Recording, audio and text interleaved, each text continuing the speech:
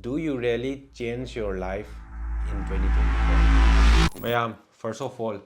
I site a very happy new year. Aduga as a new year gi oina ai ngasi video ma puraga lakchari. So sigi video sida ai mayam da ai gi thamoi gi oiba wa khara phongdok chage. So first of all, ahan ba aina haijaningi se mayam akoi hojik 2024 loire 25 amuk lakadore. aduna sigi sumaina chahi ama loiraga ama lakbase tattana adum lai haitare akhona angang oringai dagi or chahi mari manga sisu aduna hantaki laiba new year sisu chap manana haitare mamang da khoi kamai khangi hantaki laiba chahi sidadi ai health ta fan gani adagi ai mindset ta fan gani ai income da grow lakba ai finance stable oiba mayam planning mayam ama taweba adubu isana amtang hangbiro and aina su mayam da hangjari. Do you really change your life in 2024? Sigi topic sida ne mayam aina ngasi haijaga doise aduna akhoi se tasengna wakhanda di mayam khallaga thabak oina uthokpa ngamdabase sigi matang da ai ngasi serious oina mayam da video sima semjarak pane aduna for this video mayam sigi video sigi oina di ai mayam da loiba phawgadang skip tawdebida yengbiu haiduna ai mayam da request tawjari aigi oiba opinion aina khangjaruba tamjaruba khara khak ai mayam da share tawjage to all of you, to my youngsters, to my elders ko adagi soigiba yaruga so dum mayam na comment semtok piro. So first of all sigi video sima share tawbiro and share tawba matungda isagi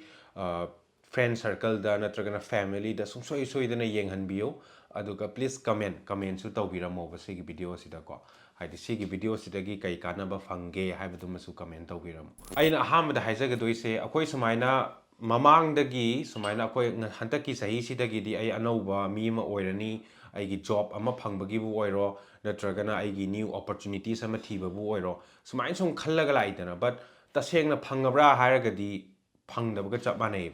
sigi solution se kamaina purakadagi at least akoina khalliba khara khanjariba khara se thabakta kamaina onthokadage haibagi something aina thengnajarakpa ai experience ama oina ai share tawjage. So hojik amarom da hairakanda manipur da su lots of going on ko haibadi irang su sahi ani phajal e tawrise aduna irang gi muk leire adagi thabak phangnadaba youths mayam gi and then tawham khangdaba and then business taw targa su business e grow mai rak laktaba mayam ama thengnari ko haidi lan manung sida khoi punna di waminari. Meanwhile maina dum laibadi yadamni na chadaba yade hingdaba yade akhoi gi needs ama di lairibani na ko as a family as a responsible person amoina men oina youth sing da aina haijaningi se first of all be a responsible person. Responsible person amo oibiyo mingonda tainaba natragana haidi ai sumaina aigi family na si thambiram dabai ni aina sumain tawrise adagi lan se thoamdradi sumain tawgadabani or example ni ko or mana aigi paisa do sumaina pibiramadi phagadabani sum external oiba pot sum tainaraga comfortable oirineba ko si se haibadi excuse piba yamna kanba. My request is first of all excuse piba sima hana lepiyo aduga hojik som gi punsida thoiba mayam se aina thonjabani aduga thoiba mayam sigi 100% responsibilities aina laugani na laibiyo first of all aina hojik si lai se aigi imai baba na kairak thabiram dabagini something like that adumaina dum tainaraga laibagi thaina dagi akoi gi subconscious mind yauraga lai fajana isana responsible person amoina as a responsible lawba tambiro hantaki laiba 2025 si dadi akoi masen men oina manipur da laiba akoi youth mayam sida aina haijaningi se business tawbabu oiro or thabak ama tawbabu oiro we need to encourage each other haidi akoi masen chingkhatnaba ma changeba plus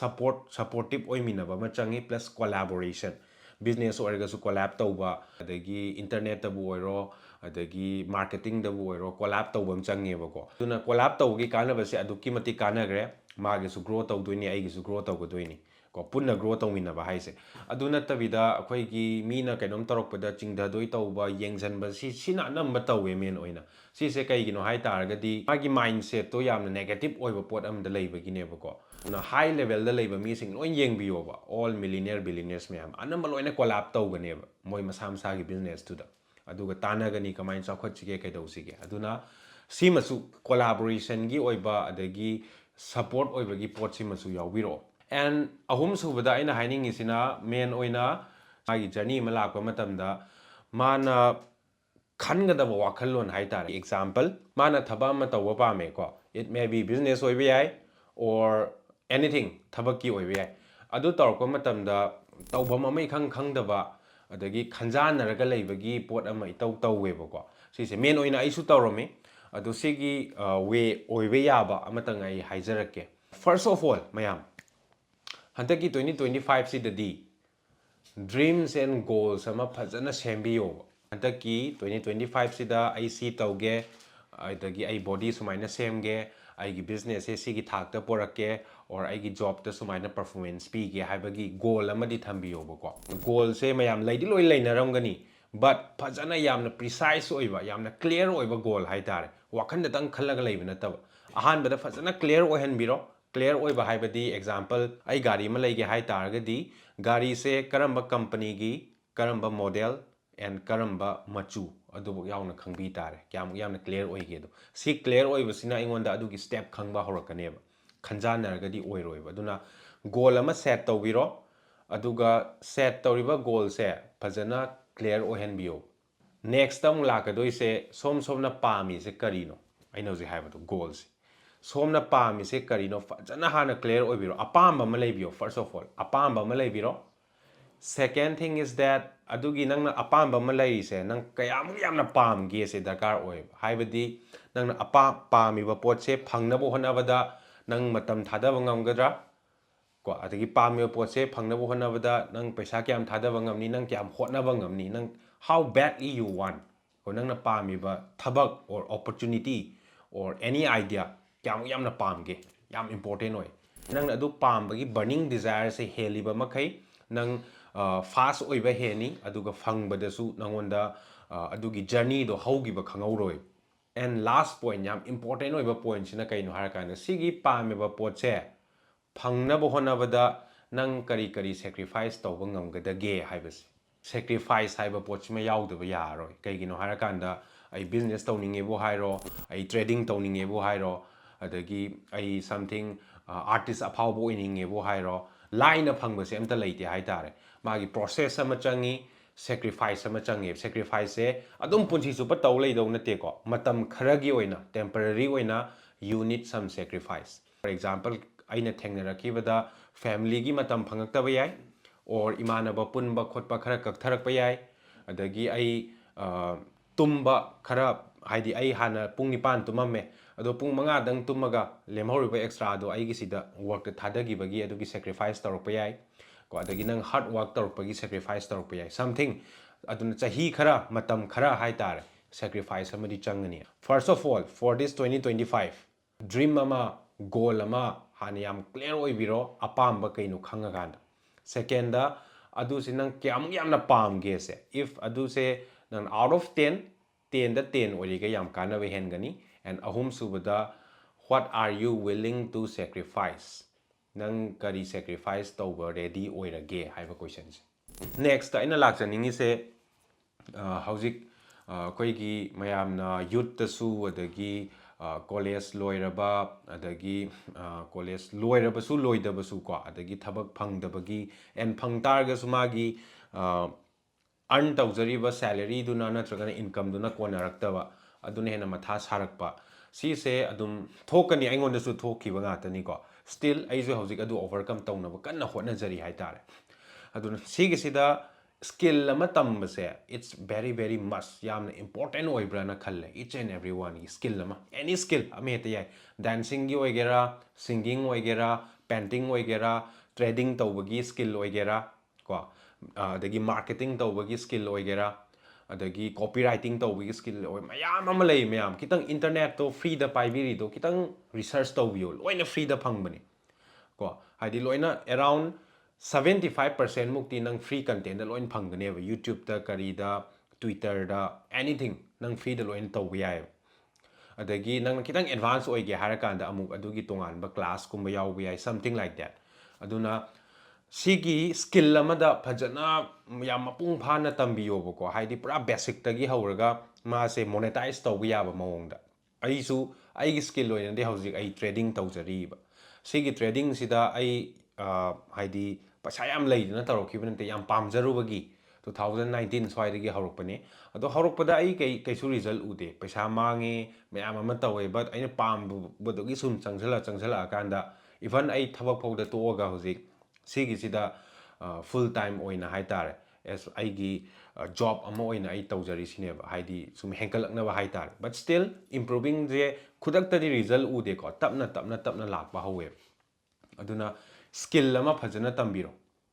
skill se am heta khanbiro pamido kaino adugi matungina but skill khanba matamda mayam tawnei na tawna taba mayam trading tawnei mayam marketing tawnei na tawna taba aina pamjaba ama ko anything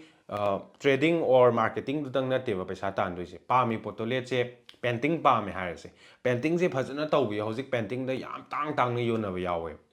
ko example gi wani adumai tawdana isai sakpado egera amado egera you can earn money very easily ko YouTube lady you can be a blogger ko content macha semba yai collab lakpa yai adudagi ko production house amagi nangwanda collab lakpa yai natragana sima tawbiyo harakpa yai mayam yari ko hai sky's the limit hai tare any skills ta yam phajana magi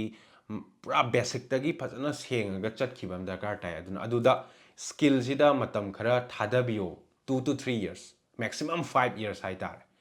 aduna segi sida phajan thadabiro aduga consistent oibam changi you need to be consistent result to matonga na thamgo result se aina consistent origai aina hona rigai dum laktoram nebako the khudakta result heta pambadu natab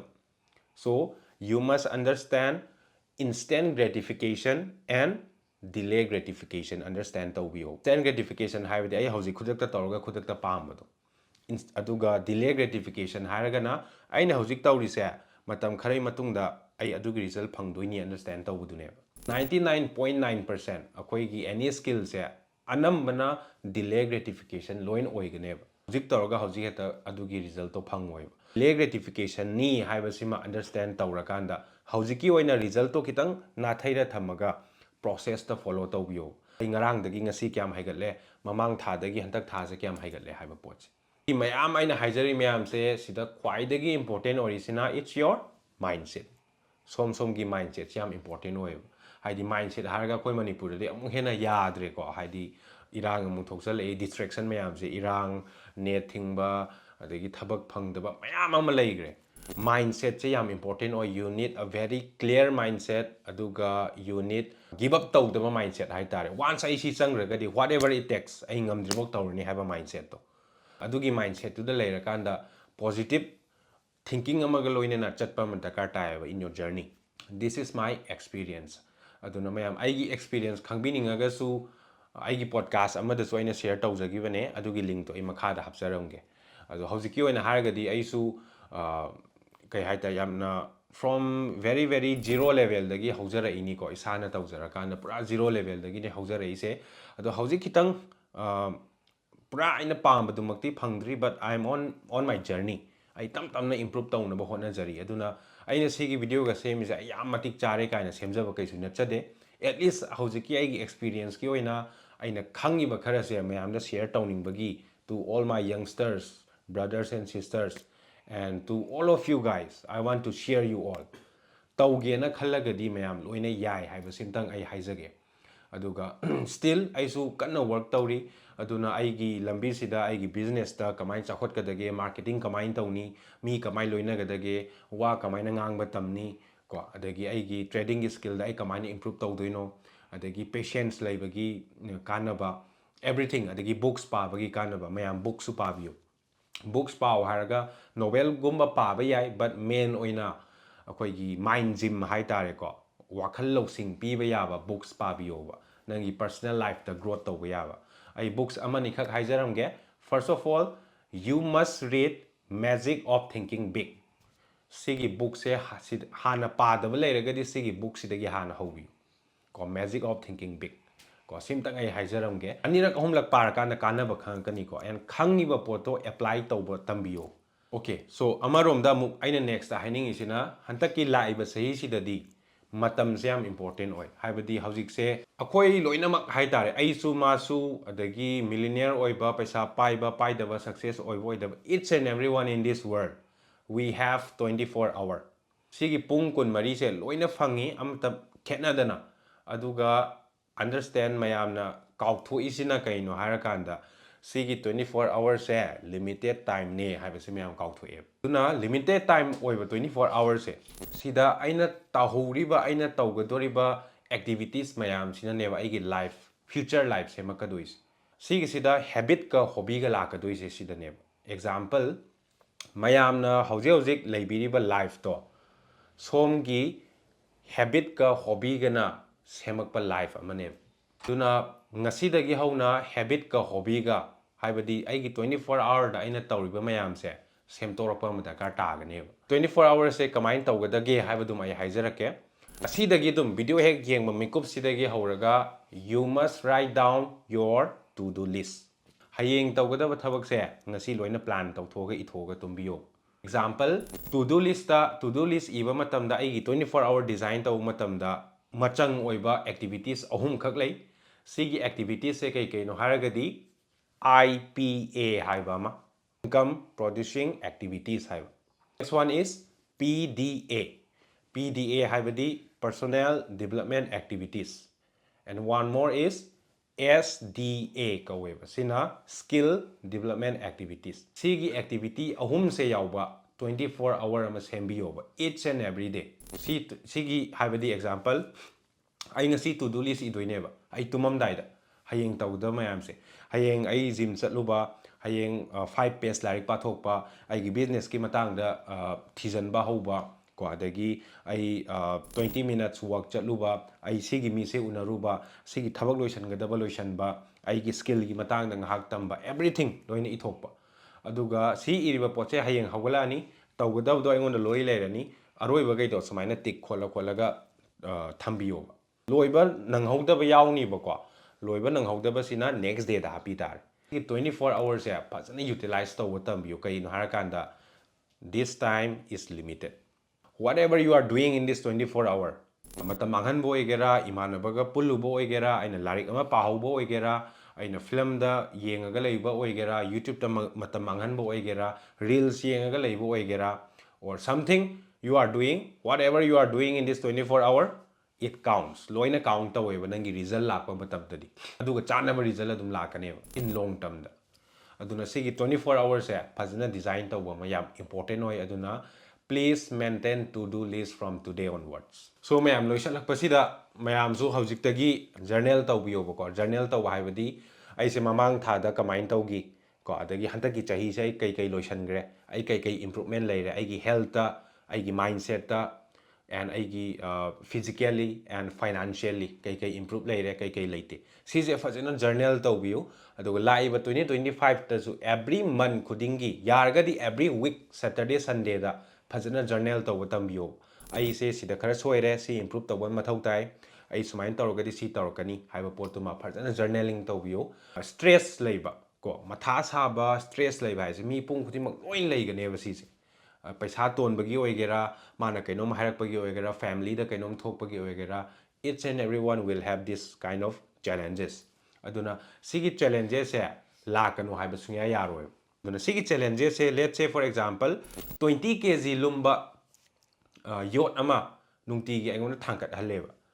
ado thangchi se thangkat na hona ai se yam waba thawai yam nungai taba ko nampu da thangkat tabadi yadaba ado sigi se ai thangal oige haibase punchi subagi yaroiba each and every day each and every level of our life sise adum sigi stress se adum lakane only thing akoina tawba yari se kaino harakanda ai se improve point tawhan ba haitare stress haidi problem do lakano di yaroidamnina ai se one improve tawhan ba ai gi mindset ta ai gi physically financially improve tawholakanda ngasai gi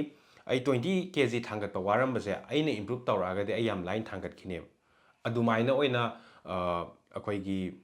overcome ꯇꯧꯕ ꯇꯝꯕꯤꯌꯣ ꯑꯗꯨꯅ we need to work on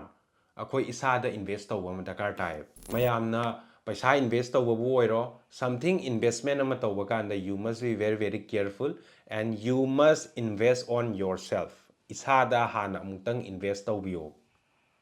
ꯏꯁꯥꯗ ꯍꯥꯟꯅ ꯑꯃꯨꯛꯇꯪ invest ꯇꯧ ꯍꯥꯏꯕꯗꯤ ꯑꯦꯅꯤ ꯁꯤꯒꯨꯝꯕ ꯅꯣꯂꯦꯖꯀꯤ ꯑꯣꯏꯕ video ꯌꯦꯡꯕꯤꯌꯣ ꯃꯌꯥꯝ ꯀꯣ ꯑꯩ ꯃꯌꯥꯝꯗ ꯐꯤꯂꯝ ꯌꯦꯡꯒꯅꯨ ꯑꯣꯔ ꯃꯨꯛꯕꯥꯡ ꯌꯦꯡꯒꯅꯨ ꯍꯥꯏꯖꯕ ꯅꯠꯆꯗꯦ ꯌꯦꯡꯕꯤꯌꯨ ꯀꯩꯁꯨ ꯀꯥꯏꯗꯦ that is entertainment but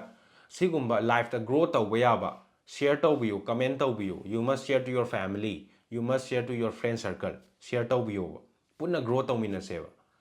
aduga we need to be very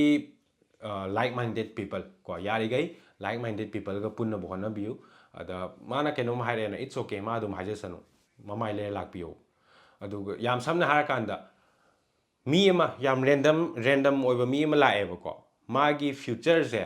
kamain tawni si magi tinariba friend circle yengba kanda khangneba haibadi friend circle haibadi magi surrounding yengba kanda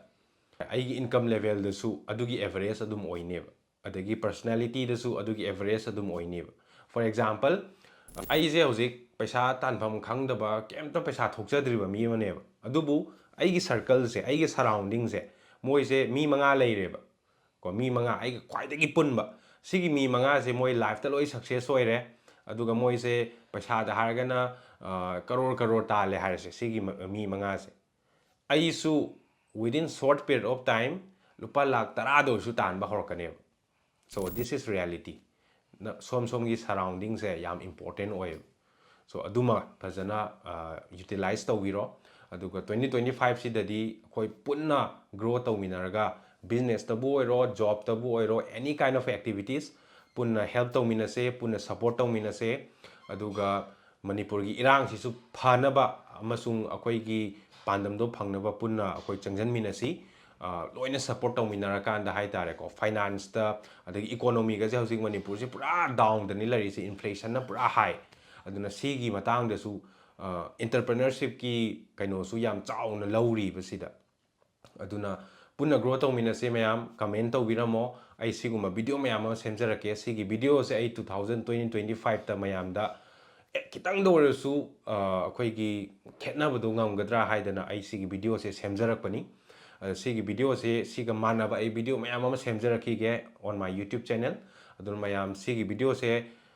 amuka haijari please share to your family comment soidana tawiramo nungti gi oiba update pa magadi you can follow on my Instagram ai Instagram account gi link to so ai description da hapsaramge auda su follow tawbiro ai nungti gi activities mayam thagali ko adu sigumba video si su pambi targadi suggest tawbiro ai soidana every week khudingi sigumba video semjarake so let's grow together